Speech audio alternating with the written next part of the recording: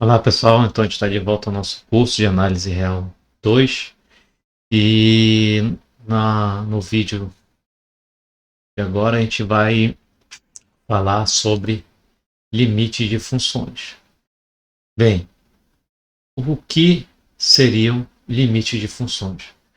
Por definição, a gente define limite de uma função, todo número real L, tal que quando x tende para um número específico C, define-se da seguinte maneira: para todo epsilon maior que zero, existe um delta maior que zero, tal que x pertencente ao domínio, existe um intervalo muito pequeno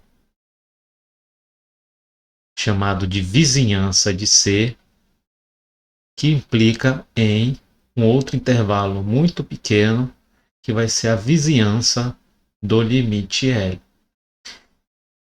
Lendo de forma corrente, seria o que? Para todo epsilon maior que zero, existe um delta maior que zero, tal que x pertence a com zero, com módulo de x menos c entre zero e delta, para um delta muito pequeno, implica em um módulo de f de x menos L menor que epsilon, que na verdade é o que eu vou repetir de forma interpretativa.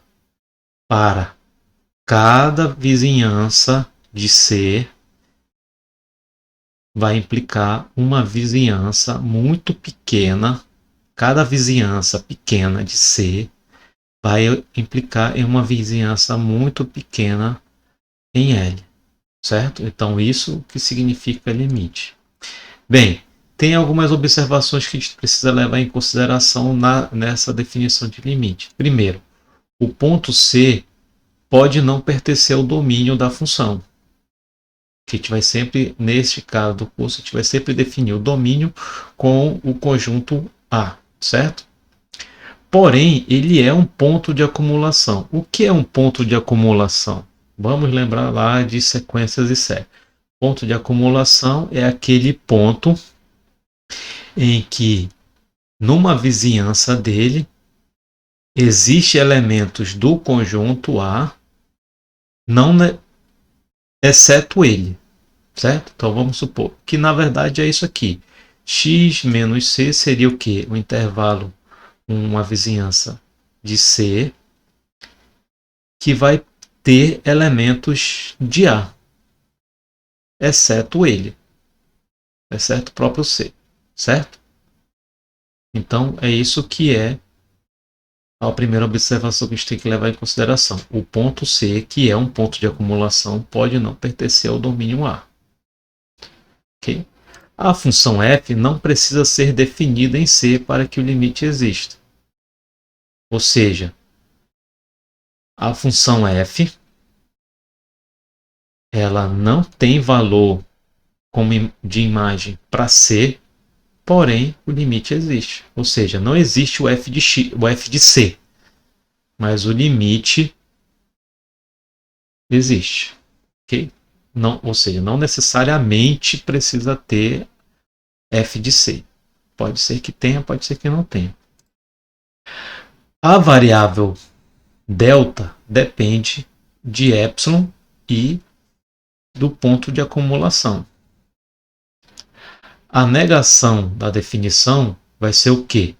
Para todo existe. Existe para todo. Então fica para existe um epsilon maior que zero, para todo delta maior que zero, em que a vizinhança de C vai implicar em valores grandes, em um intervalo grande em L, certo? É isso que está dizendo esse módulo aqui, ou seja, f de x menos L maior que zero. Então é muito parecido com essa definição de limite, porém a gente muda os quantificadores para todo existe, existe para todo e menor, maior. A vizinhança no domínio precisa continuar sendo pequena. certo? Para verificar que a vizinhança na imagem é grande. Então vamos ver isso através de um exemplo. Vamos supor que a gente tem uma função que vai de reais, exceto 1, para todos os reais. Então, que a lei de formação é 2x² menos x menos 1 dividido por x menos 1. Vamos mostrar que o limite de f de x quando x tende a 1 é igual a 3. Como é que a gente faz isso? Primeiramente, a gente vai reescrever a função de uma maneira mais simples, porque a gente pode simplificar, né, a expressão e com isso a gente ter que f de x é igual a 2x mais 1.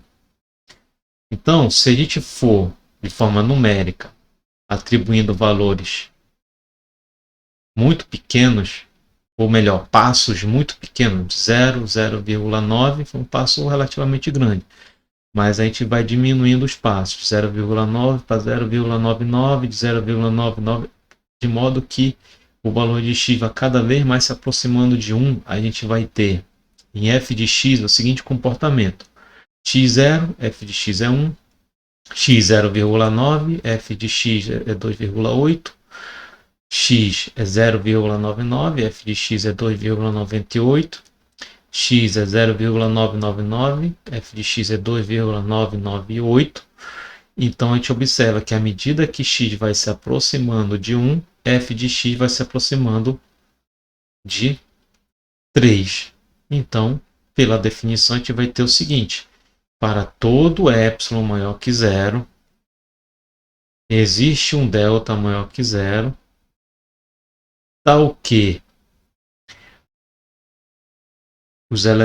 para todos os elementos do domínio, certo? Em uma vizinhança de 1, nesse caso a vizinhança é de 1, essa vizinhança vai ser quem? Vai ser com x, ou 1 mais delta e 1 menos delta, certo? Então, para todos os valores na vizinhança de 1, vai implicar valores muito pequenos na vizinhança de 3, que é o que a gente viu aqui, ó. Valores muito próximos de 1 resultam em valores muito próximos de 3. Ok? Então, intuitivamente, é isso. Então, 1, a vizinhança vai ficar 1 menos delta e 1 mais delta, certo? E o x é qualquer valor dentro dessa vizinhança aqui. E x é elemento do domínio. Então, vocês estão enxergando agora o conceito de ponto de acumulação? Ponto de acumulação é qualquer ponto que tem uma vizinhança que possui elementos do domínio, não necessariamente ele, certo? E aí, com isso, dentro desse intervalo, nessa vizinhança de 1, vai ter uma vizinhança de 3 em 3 aqui também muito pequena. Então, intuitivamente, é isso que é o limite de f de x quando x tende a 1 é igual a 3. Bem, vamos fazer a demonstração não por valores numéricos, mas a partir da definição. Então, da definição que a gente quer encontrar um delta maior que zero, tal que na vizinhança de 1 resulte uma vizinhança pequena em 6. Daí, o que a gente vai fazer? A gente vai começar dessa desigualdade, f de x menos 6 menor f de x, módulo de f de x menos 6. Então, x ao cubo mais 5 menos 6. Porque f de x é x ao cubo mais 5 e o menos 6 é o nosso limite. A gente quer mostrar, né? Bom, isso aqui nada mais é do que x ao cubo menos 1. E com isso, a gente vai ter o cubo da diferença, que é o quê? X menos 1 vezes primeiro ao quadrado mais o segundo ao quadrado mais... desculpa, primeiro ao quadrado mais o segundo vezes o primeiro mais o segundo ao quadrado. Certo? É isso que é o cubo da diferença. Assim, por propriedade de módulo, a gente pode fazer o produto desses dois módulos. Olha, a gente tem que x menos 1 é menor que delta. Então, eu posso substituir essa expressão aqui por delta. Então, isso aqui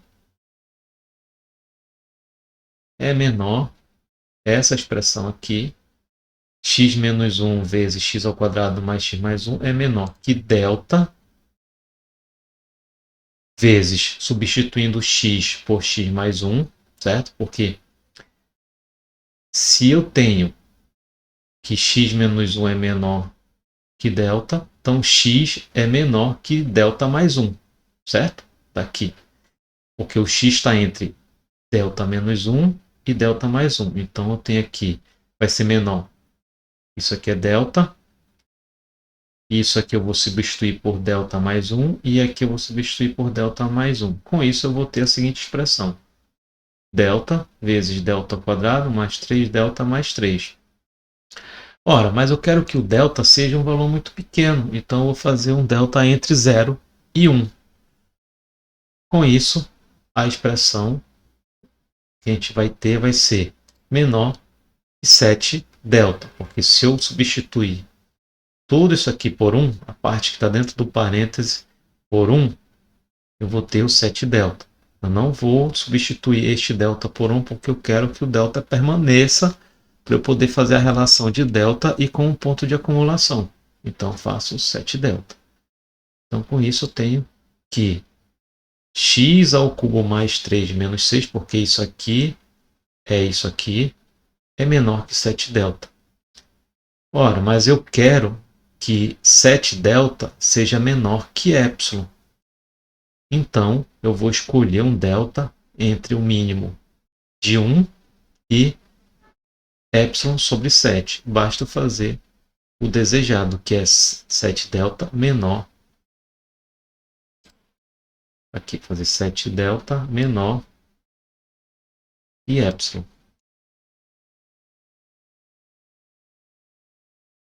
Aí, jogo 7 para cá e a gente vai ter epsilon sobre 7, certo? Logo, fazendo isso, a gente tem epsilon. Pode observar, porque se eu pegar, substituir epsilon sobre 7 no lugar de delta, a gente vai ter o próprio epsilon. Bem, é assim que a gente sempre demonstra pela definição. A gente vai achar um delta que depende de epsilon e do ponto de acumulação. Por isso que a gente fez o delta entre 0 e 1, porque x tende para 1.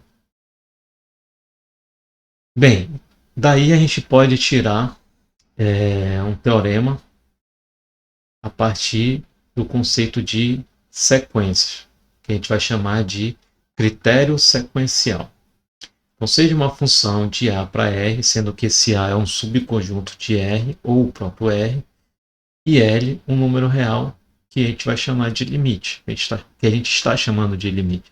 Assim, o limite de f de x quando x tende a C é igual a L, equivale a dizer que para toda sequência extraída do domínio,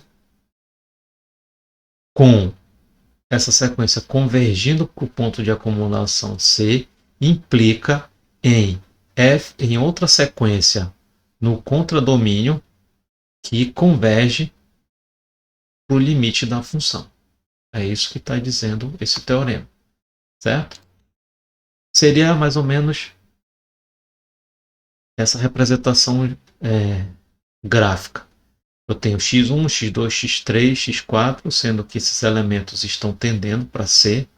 E aí, com isso, em y eu vou ter f de x1, f de x2, f de x3, f de x4, tendendo para se aproximando cada vez mais de L. Seria esse conceito, seria a representação gráfica do teorema, que é chamado critério sequencial também.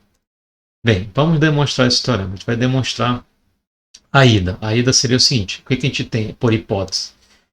O limite da função. por hipótese, então, por definição, então, de limite, a gente tem um epsilon maior que zero,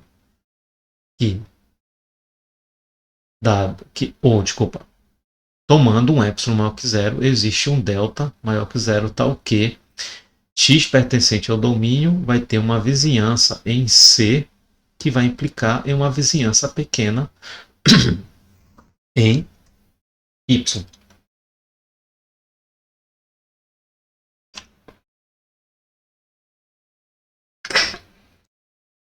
Sendo que para toda sequência que a gente vai pegar do domínio, a gente tem que ela converge para C. Ou melhor, desculpa, considerando toda a sequência do domínio que converge para C, vai existir um N0 pertencente aos naturais, tal que esse N0 começa a acontecer a convergência da sequência, tal que N é maior que N0. Então, lá na definição de convergência de sequência, a gente vai ter a seguinte relação: xn menos c menor que delta vai implicar em f de xn menos l menor que epsilon. Bem, agora vamos fazer o contrário. O que seria fazer a demonstração ao contrário? Eu tenho isso aqui como hipótese e eu quero chegar nesta tese aqui do lado esquerdo. Então a gente vai do lado de esquerda para a direita. Mas para demonstrar dessa forma, a gente vai fazer por contradição. Vamos supor que o limite da função não é L. Então o que a gente vai ter? Por negação, né, pela negação da definição, dado epsilon, de modo que qualquer que seja dado um epsilon, né, existe um epsilon maior que zero, de modo que qualquer que seja delta, tem-se um elemento do domínio onde a vizinhança de C vai resultar uma vizinhança grande em L. Bom, tomando o delta 1 sobre N, ou seja, com N pertencente aos naturais, vai existir uma vizinhança em C que é menor que 1 sobre N, certo? E aí, com isso, eu vou ter que f de x menos L é maior igual a epsilon.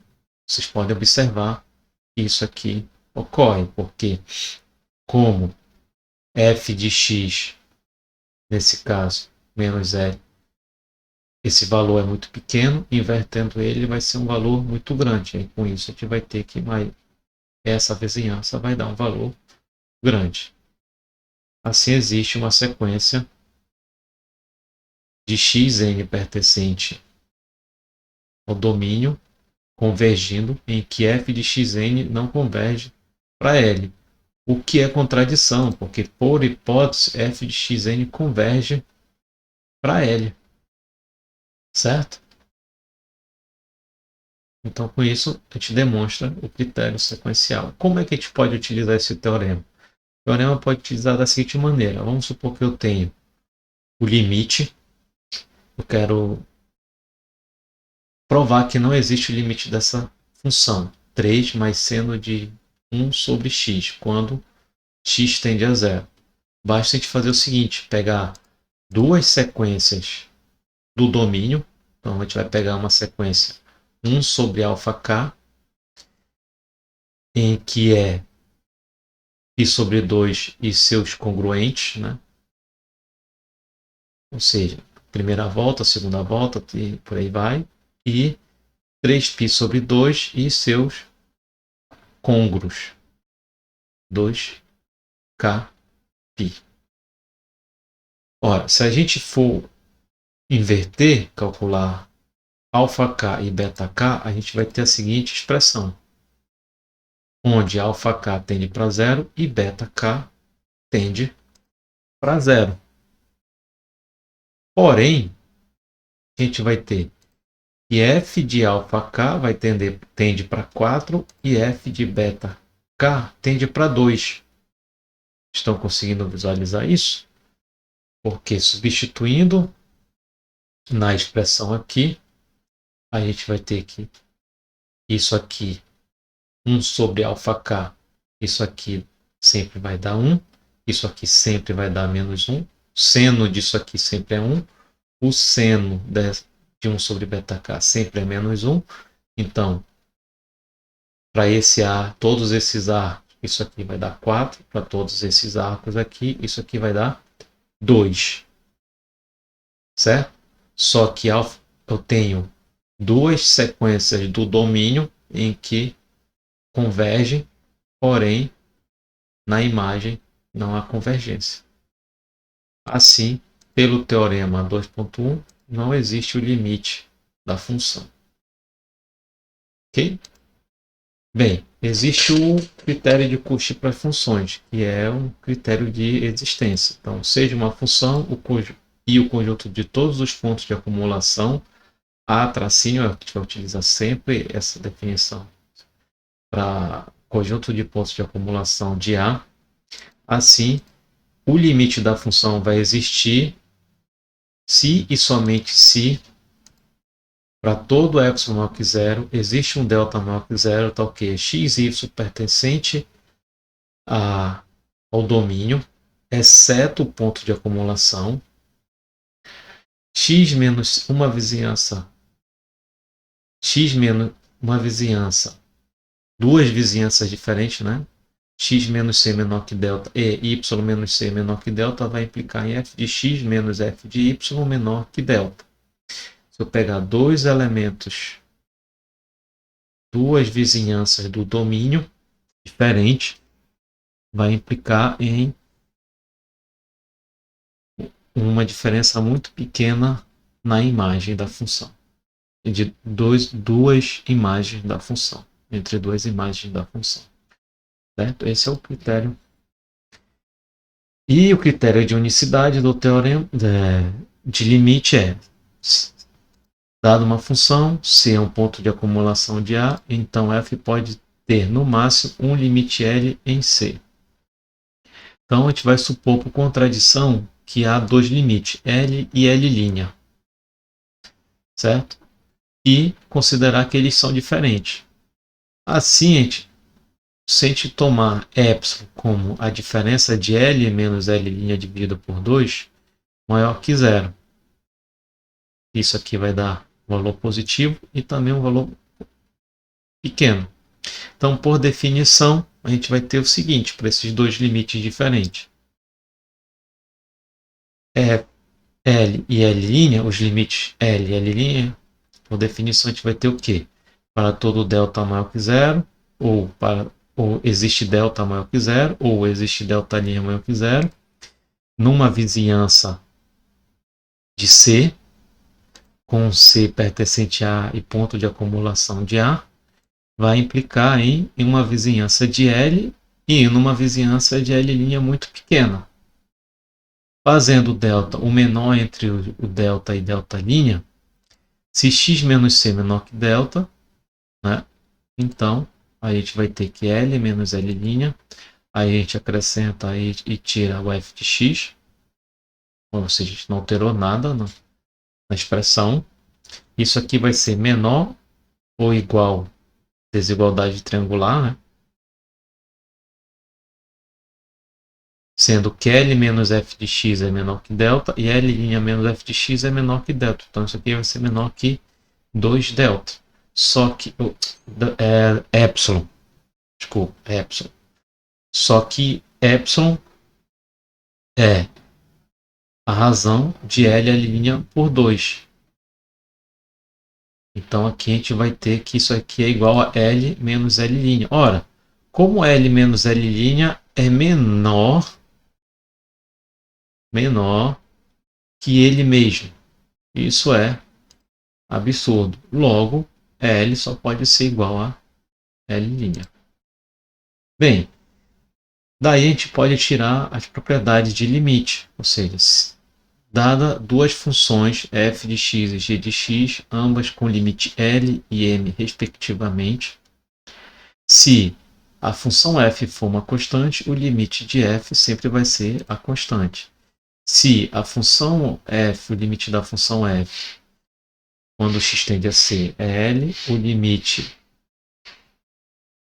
para KF quando x tende a C vai ser a multiplicação do limite por K. A soma do limite é o limite da soma, certo? O produto do limite é o limite o limite dos produtos é o produto dos limites. E o quociente, o limite dos quocientes é o quociente dos limites, desde que a função g de x ou m seja diferente de zero. Não, desculpa. A função g não. Desde que m seja diferente de zero, porque a função g não necessariamente está definida no limite, certo? Bem, vamos ver um exemplo de limite. Bom, seja f definida em uma vizinhança de C, exceto em C, ou seja, C é o ponto de acumulação, e o limite de f de x mais 1 sobre o módulo f de x, quando x tende a C, é igual a zero. Vamos determinar o limite de f de x quando x tende a C.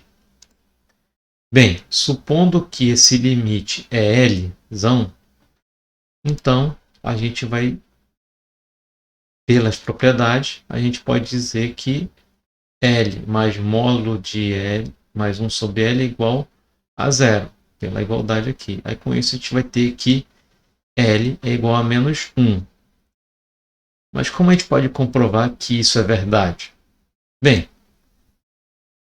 vamos considerar o seguinte: se L é igual a menos 1, então a gente tem que, por definição, que existe um delta maior que zero, tal que f de x menor que zero, certo? Com x pertencente à vizinhança de C menos o próprio C, certo? Já que esse limite existe e o valor dele é igual a 1. Vamos considerar o seguinte: se existisse um x0 pertencente a essa vizinhança do ponto de acumulação, tal que esse f de x0 fosse maior que zero. Então, observa o seguinte, que a gente ia ter f de x0 mais 1 sobre f de x0 maior ou igual a 2. Por quê? Porque vamos considerar as duas situações. F de x0 é maior que zero, então ele pode estar entre 0 e 1 ou maior que 1. Se ele tiver maior que 1, o menor valor maior ou igual a 1. Então, se ele for maior ou igual a 1, se a gente colocar o menor valor dele, isso aqui vai dar 2. Se ele estiver f de x0, que é um valor maior que zero, estiver entre 0 e 1, isso aqui vai dar um valor muito grande, porque isso aqui, vamos supor, vamos considerar que f de x0 é 0,1. Então isso aqui é 0,1, isso aqui é 10, certo? Porque é 1 sobre 0,1. Então isso aqui vai dar 10 mais 0,1, que é maior ou igual a 2. Então o menor valor que isso aqui pode ter é 2, certo? Ora, mas isso aqui não pode ser 2. Por quê? Porque o limite da função é negativo. Ok? Então isso é uma contradição, considerar que o f de x0 é positivo. Bem, então a gente vai ver agora dois conceitos importantes: limites infinitos e limites no infinito. Limites infinitos é quando a gente tem um f de x, quando x tende a C, e todos os seus valores da imagem são muito grandes, muito altos, valores muito altos. A gente chama de mais infinito. Equivale a dizer que para todo L maior que zero, existe um delta maior que zero, tal que x pertencente ao domínio com uma vizinhança de C implica em uma imagem muito maior do que L, certo? Observa que o nosso epsilon virou L. E analogamente a gente pode fazer para menos infinito. Para todo L menor que zero, vai existir um delta maior que zero com tal que os elementos do domínio numa vizinhança de C implica em f de x menor que L. Exemplos. Vamos supor essa função. Mostre que o limite de 1 sobre x² mais x tende para mais infinito para x diferente de menos 1, quando x tende a zero. Certo? Bem, a gente não pode simplesmente substituir aqui que vai dar 1 sobre 0 e também não pode... E o x precisa ser diferente de 1 menos 1, porque se a gente fizer a fatoração aqui, vai dar x vezes x mais 1. Okay? Bom, então vamos pegar um L maior que zero e o objetivo é exibir um delta maior que zero tal que x pertencente a esse domínio menos o menos 1 e 0, excluindo o menos 1 e 0, onde a função não está definida, com x menos 0 menor que delta implica em nessa função maior do que L. Então, vamos supor o seguinte. Vamos supor não. Então, vamos considerar o seguinte. 1 sobre, reescrevendo, né, essa expressão, como eu falei, vai ser x vezes x mais 1, é x² mais x. Isso aqui é maior do que 1 sobre delta vezes x mais 1, porque observa que isso aqui é a mesma coisa que x menor que delta. Então, se x é menor que delta, 1 sobre x é maior que 1 sobre delta. Então, isso aqui é maior. Ora, que é maior ou igual a 1 sobre delta vezes delta mais 1. Que é maior ou igual a 2 delta, considerando que delta está entre 0 e 1. Então, o maior valor que delta pode ter vai ser 1. Então, eu vou ter aqui 2 delta. Eu quero que isso seja maior que L.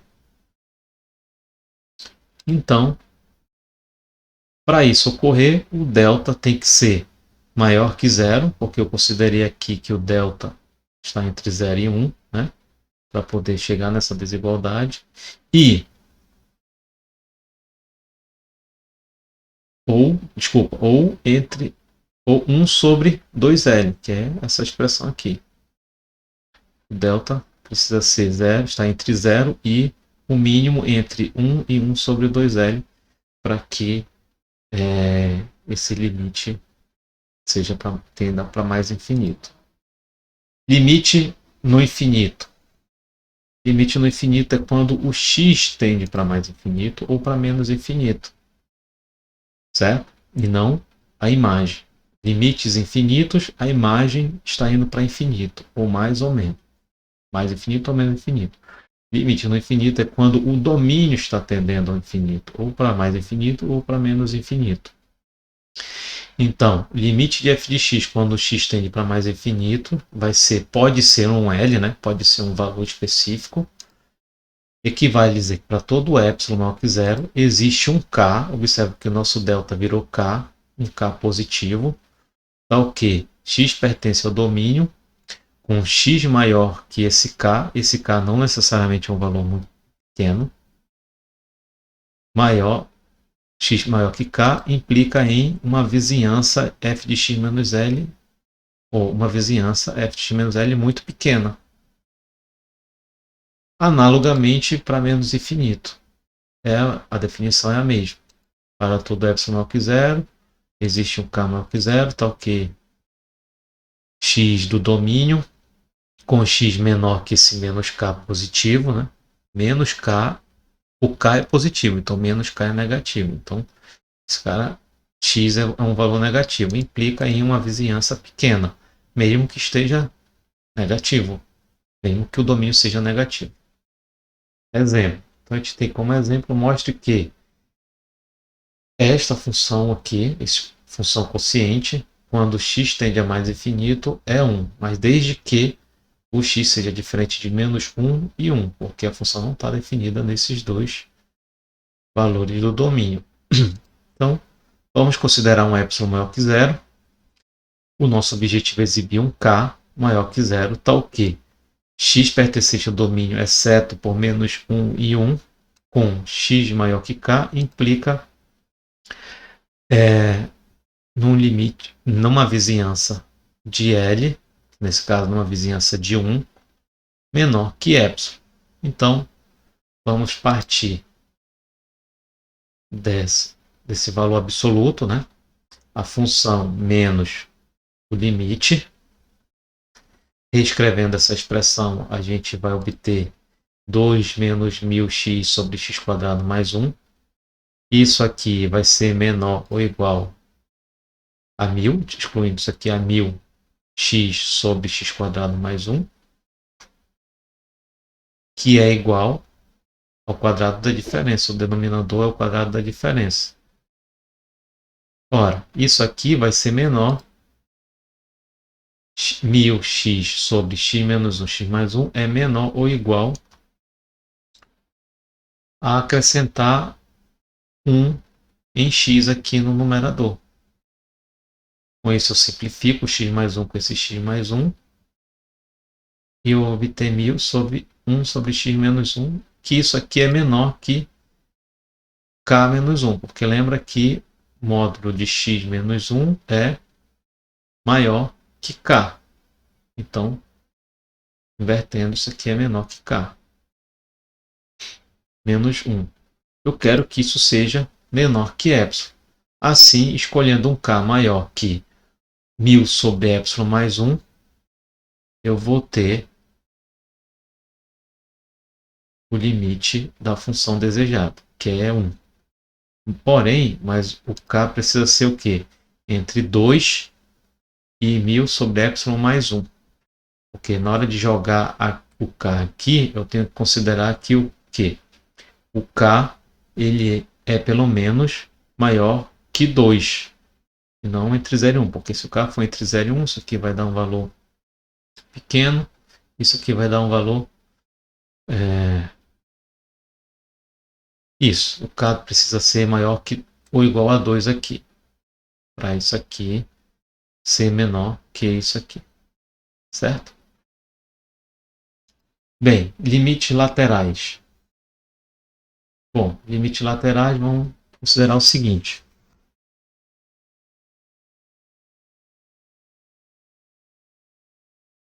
Seja a função f dos reais para os reais e L um número real, assim, o limite lateral à direita é um f de x, quando x tende a ser pela direita, vai ser L, que vale a dizer que para todo epsilon maior que zero, existe um delta maior que zero, tal que x pertence a A, tal que x do domínio, com uma vizinhança no ponto de acumulação, vai implicar numa vizinhança pequena no limite L. Analogamente, o limite à esquerda. Quando x tende a ser pela esquerda, ou seja, valores menores, quando digo x tende a ser pela esquerda, são valores menores que c. E aqui são valores maiores que c. É isso aqui, ó, x menos c. Então, x é menor que delta mais c. E aqui é x é maior que delta menos c. Então, para todo epsilon maior que zero, e que existe um delta maior que zero, com elementos do domínio, a gente vai ter uma vizinhança à esquerda de C, implica f de x uma vizinhança muito pequena em L. Certo? Funções monótonas. Esse é o teorema de funções monótonas para limites laterais. Então, seja f uma função monótona ilimitada e C, um ponto de acumulação à direita ou à esquerda para A, sendo que esse A, pessoal, é o mesmo A, esse A aqui, certo? Do domínio. Então, existe o limite de f de x quando x tende a A pela direita ou pela esquerda, certo? Um outro teorema de limites laterais é que o limite da função existe, então os limites laterais são iguais.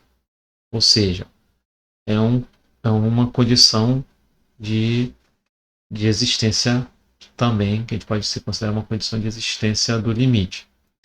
Os limites laterais da função existem e precisam ser igual a f de x, igual a L.